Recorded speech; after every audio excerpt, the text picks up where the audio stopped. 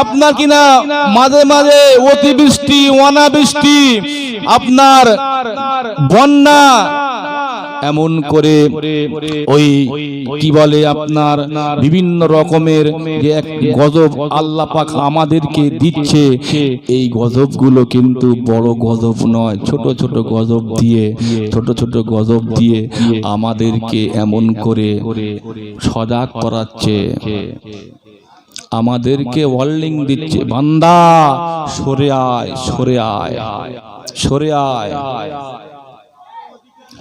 ফেরেশতা জিবরাইল আলাইহিস সালাতু ওয়াসসালাম আমার আল্লাহ পাকের কাছে খাদির আল্লাহ পাকে সিজদা করলেন। ও রব্বুল আলামিন, আল্লাহ পাক আপনার হাবিব কাদের, হাবিবের মনে দুঃখ কষ্ট কিছুই নাই, তবে আল্লাহ হাবিবের মনে একটি কথা উদয় হয়েছে, পূর্বেকার জামানা নবীর উম্মাতানিরা মন করে নবীদের সঙ্গে খারাপ ব্যবহার করেছিল, কলেমা পড়েনি বলে, আপনাকে এক বলে স্বীকার করে নেয়নি বলে আপনি তাদের উপরেতে রাগান্বিত হয়ে গিয়ে গোস্তা হয়ে গিয়ে বড় বড় গজব দিয়ে তাদেরকে এমন করে শেষ করে দিয়েছে। আল্লাহ পাক হাবিব কাঁদছেন, হাবিবের উম্মাতের উপরে আপনি বড় বড় গজব দিয়ে একেবারে শেষ করে দেবেন না।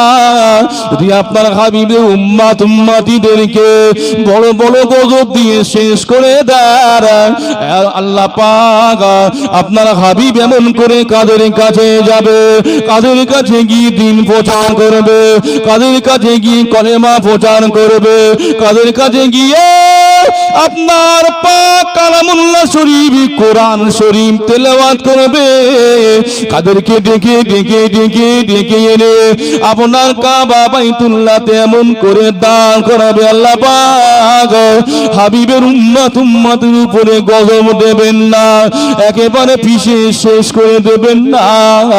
আমার আল্লাহ পাক গায়েব থেকে জবাব দিয়েছিলেন, ও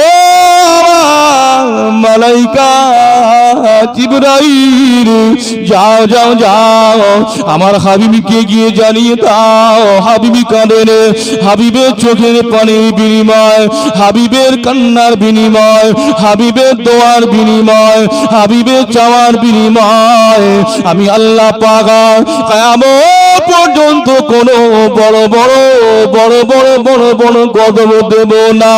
আমার হাবিবের উম্মতিদেরকে একেবারে পিষে মেরে দেব না। নসিব ভালো না খারাপ? যাও আমার হাবিবকে গিয়ে জানিয়ে দাও, পৃথিবীর যদি কোনো ব্যক্তি একজন ব্যক্তি কিয়ামত পর্যন্ত আমি আল্লাহ আমার ডাকার মতো আমাকে আল্লাহ আল্লাহ বলে ডাকে, তার ওসিলা করে আমি কিয়ামত দেব না, দেব না। তবে এই যা শুরু হয়েছে, কিয়ামতের আলামত বেশি ভাবে দেখা যাচ্ছে, কিয়ামতের আলামত মারাত্মক ভাবে চলছে, কিয়ামত অতি নিকটে কাছাকাছি। আমরা পরিবর্তন হই, পরিবর্তনের পথ ধরি।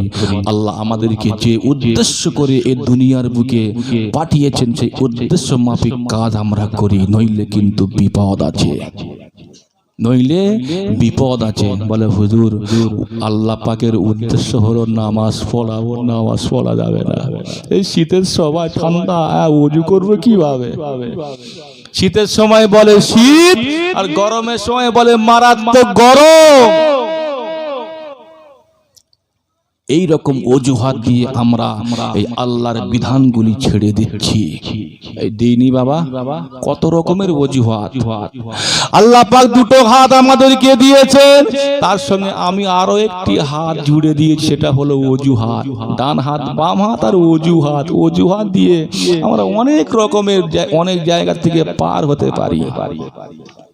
তবে বাবা অজুহাত খাড়া করে দুনিয়ার মানুষের কাছে আমরা পার হচ্ছি, পার হয়ে যাব। এই অজুহাত খাড়া করে কিয়ামতের ময়দানে আমার আল্লাহর কাছ থেকে পার হওয়া যাবে না, যাবে না, যাবে না। বলে হুজুর ধান কাটার সময় চাষবাস করছি, এখন আর নামাজ পড়ে? আমার মসজিদে এরকম আছে কিছু মুসল্লি, যখন কাজ কাম নেই মসজিদে এসে নামাজ পড়ে, আর যখন কাজ কাম শুরু হয় আর পাওয়া যায় না। মাঝে মাঝে দেখা হয়, বাবা কি ব্যাপার? বলে হুজুর আর বলবেন না, ধান কাটছি তো লোকজন পাওয়া যায় না, সময় পাই না নামাজ পড়ার। মানে হুজুরের কাছে এমন ভাবে বলছে মনে হয় যে হুজুর মানে খালাস করবে, হুজুর মানে ওর হিসাব নেবে, হুজুর ছেড়ে দেবে। নাউযুবিল্লাহ। যত সব অজুহাত হুজুর দেখলে খালি শোনায়, খালি বলি বাবা আমাকে বলে লাভ নেই, আমার দায়িত্ব আলেম সূত্রে ইমাম হিসাবে বলা কর্তব্য, আল্লাহর দিকে নিয়ে আসা আমাদের কর্তব্য, জানিয়ে দেওয়া, না করলে আমার কিছু করার নেই, আমি কিছুই করতে পারবো না। কাও মাও করবে খালি। বলে হুজুর আর 2 দিন সময় দেন, 2 দিন পরে নামাজ পড়বো। এই এমন আছে না নেই বলুন? আর 1 সপ্তাহ বলছে হুজুর সামনের জুম্মা থেকে শিওর। কেন বাবা এইরকম কথা কেন? ও আল্লাহ নবী, নবী আমার দিন দুনিয়ার বাদশাহ হাবিবুল্লাহ জনাবে মুহাম্মদুর রাসূলুল্লাহ সাল্লাল্লাহু আলাইহি ওয়াসাল্লাম হুজুর আমার 1 তারিখে সাহাবীদেরকে নিয়ে বসে বসে ওয়াজ করছেন। নবী আমার বয়ান বক্তব্য রাখছেন, নবীর বয়ান, নবীর কথা, নবীর বাণী, নবীর কথা, নবীর বয়ান, কত মধুর বয়ান, কত মধুর নসিহত নবী আমার ওয়াজ করেন, সাহাবীরা নবীর ওয়াজ করেন। ও বাগানেরা সাহাবীরা বর্ণনা করেন আল্লাহ নবী যখন আযাবে জাহান্নাম সম্বন্ধে আলোচনা করে, এমন ভাবে আলোচনা করে আমরা সাহাবীরা এমন ভাবে নবীর আলোচনা শুনি, এত মনোযোগ সহকারে নবীর আলোচনা শুনি, আর আমাদের মনে হয় আমাদের সামনেতে আযাবে জাহান্নাম খাড়া, আযাবে জাহান্নাম খাড়া। আল্লাহ নবী যখন, আমাদের নবী যখন আল্লাহ পাকের দয়া জান্নাত সম্বন্ধে আলোচনা করে, আমরা সাহাবীরা এমন ভাবে শুনি, নবী আমার এমন ভাবে আলোচনা করে, আমরা মনে মনে করি আমাদের মনে হয় আমাদের সামনে আল্লাহ পাকের দয়ার জান্নাত খালা আছে। আর একটু জোরে বলুন সুবহানাল্লাহ। ও বাজানেরা নবীর সাহাবীরা বর্ণনা করেন, নবী যখন আল্লাহর কথা বলেন, আল্লাহর একত্ববাদের কথা বলেন, আমরা এমন ভাবে শ্রবণ করি, নবী এমন ভাবে বর্ণনা করেন আল্লাহ সম্বন্ধে, আল্লাহর একত্ববাদের সম্বন্ধে। কুল হুয়াল্লাহু আহাদ, আল্লাহ পাক এক, তার কোনো দ্বিতীয় নাই, দ্বিতীয় নাই, লা শরীকা লা, তার কোনো শরীক নাই, শরীক নাই।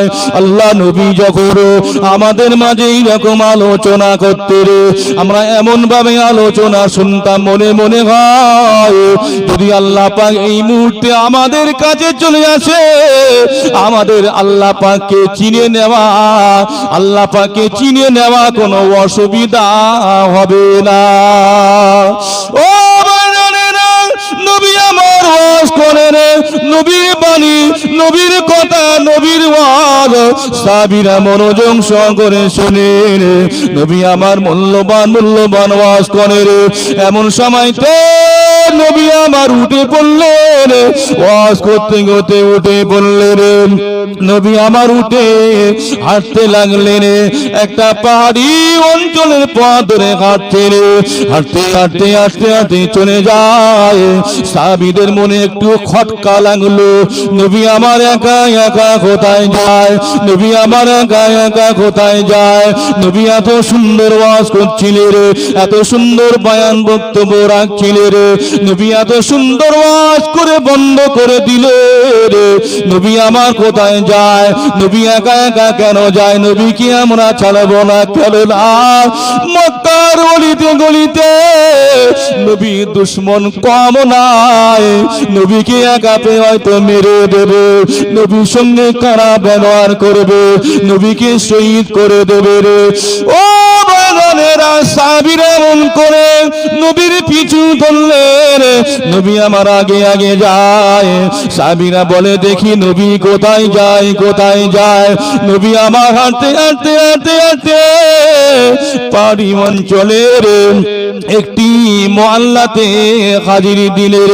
একটি মহল্লায় হুজুর আমার গিয়ে বসে পড়লেন। যখনই মহল্লাতে গিয়ে হাজির, ওই কবিলাতে হাজির, ওই গ্রামেতে যখন গিয়ে প্রবেশ করলেন, গ্রামবাসীরা সবাই ভয়ে জড়ো সড়ো হয়ে গেল। গ্রামবাসীরা সবাই ভয়ে জড়ো সড়ো হয়ে গেল। ইয়া রাসূলুল্লাহ, হাবিবাল্লাহ, হুজুর কি ব্যাপার, কি ব্যাপার, কি ব্যাপার? আপনি ইতিপূর্বে যখনই আমাদের গ্রামে এসেছেন, আমাদের মাঝে এসেছেন, আপনি অ্যাডভান্স খবর দিয়ে এসেছেন।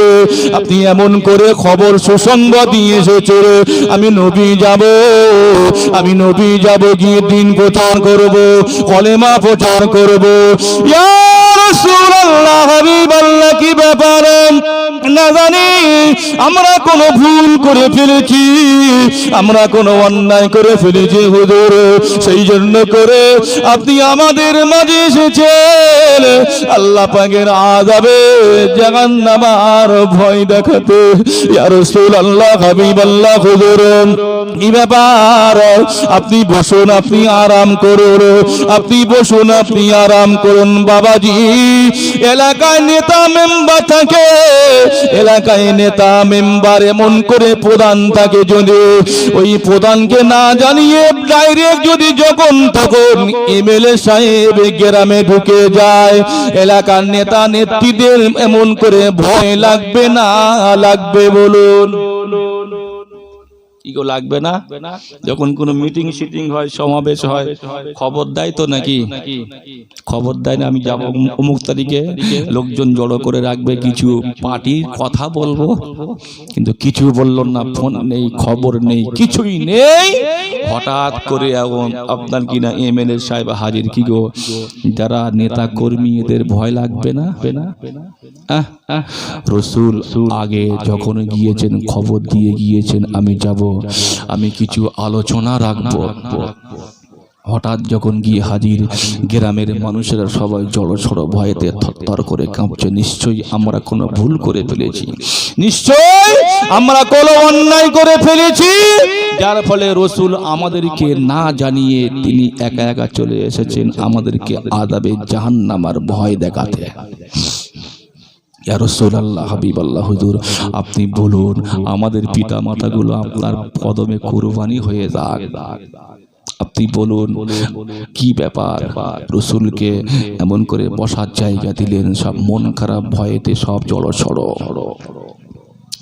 আল্লাহ নবী বলতে লাগলেন, ও গ্রামবাসীরা, ও মহল্লাবাসীরা, ও কবিলাবাসীরা, বাবারা বলো দেখি, বলো তোমরা কি এমন কাজ করো, তোমরা কি এমন কাজ করো বলো। গ্রামবাসীরা বলতে লাগলো, ইয়া রাসূলুল্লাহ, ইয়া হাবিবাল্লাহ, হুজুর বেয়াদবি মাফ করো রে, আমরা অত্যন্ত গরীব মানুষ, আমরা দিন আনি দিন খাই। ইয়া রাসূলুল্লাহ, হাবিবাল্লাহ, আমরা সবাই মিলে কামারের কাজ করি, কামারের কাজ করি। বাবাজি, কামারের কাজ কি বলুন? কামার কি করে? লোহা লোহা ঠেকায়, লোহা পুড়িয়ে কি গো হাতুড়ি দিয়ে মারে, মেরে বিভিন্ন রকমের যন্ত্রপাতি করে, পেরেক করে, কাস্তে সান্দায়, দা সান্দায়, বটি করে, মানে কাস্তের বটি ইত্যাদি ইত্যাদি তৈরি করে। ইয়া রাসূলুল্লাহ, হাবিবাল্লাহ, আমরা ওই কাজ করি। বাবা কি আমল করো বলো, কি আমল করো? আমরা খালি বলি তো সময় পাইলে, হুজুর চাষটা উঠে যাক, চাষটা উঠে গেলে নামাজ পড়বো, এই কাজটা মেয়ের বিয়েটা হয়ে যাক। বাবা মেয়ের বিয়ে দিয়ে নামাজ পড়বে কোনো গ্যারান্টি আছে? হয়তো মেয়ের বিয়ের আগে আল্লাহ পাক ডেকে নিতে পারে, পারে না? পারে না? তবে এই অজুহাত দিই কেন, সময় নেই কেন? আমরা মারাত্মক ভুল হচ্ছে। বলে হুজুর এখন আর নামাজের ওয়াজ চলে? নামাজের ওয়াজ তো সবসময় শুনছি। দাদু শুনে শুনে শুনে শুনে সে চলে গিয়েছে, বাপও শুনেছে নামাজ পড়ো নামাজ পড়ো নামাজ পড়ো, বাপও পটল তুলেছে। এখন আর আমরা নামাজের ওয়াজ শুনতে চাই না। এ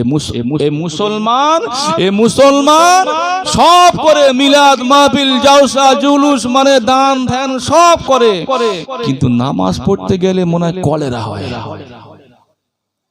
বললে যত কষ্ট এখানে বলে হুজুর সব করি কিন্তু কান ধরে উঠবোস করা আমার দ্বারাই হয় না। মানে কানের কাছে হাত দিয়ে নিয়ত বাঁধতে হয়, বলে ওইটা আমার দ্বারা হয় না। বাবা এ নামাজ আমার আপনার হুকুম কি? আমার আপনার হুকুম, দুনিয়ার কোন মানুষের বিধান।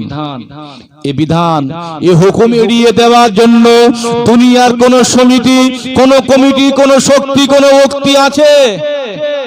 না না না না। কিয়ামতের ময়দানে আল্লাহ পাক কয়েকটা প্রশ্ন করবে, তার ভিতরে সর্বপ্রথমে আল্লাহ পাক যে সওয়ালটা করবেন ওই সওয়ালটা অন্য কিছুই নয়, ওই সওয়ালটা হলো সালাত। বান্দা বলো দেখি তোমরা সঠিকভাবে নামাজটা আদায় করেছো কি করো নাই? বলো কি জবাব দেব? এখন থেকে তৈরি হয়, জবাব কিন্তু দিতে হবে। এক চুল পরিমাণ ছাড়া হবে না, এক চুল পরিমাণ ছাড়া হবে না।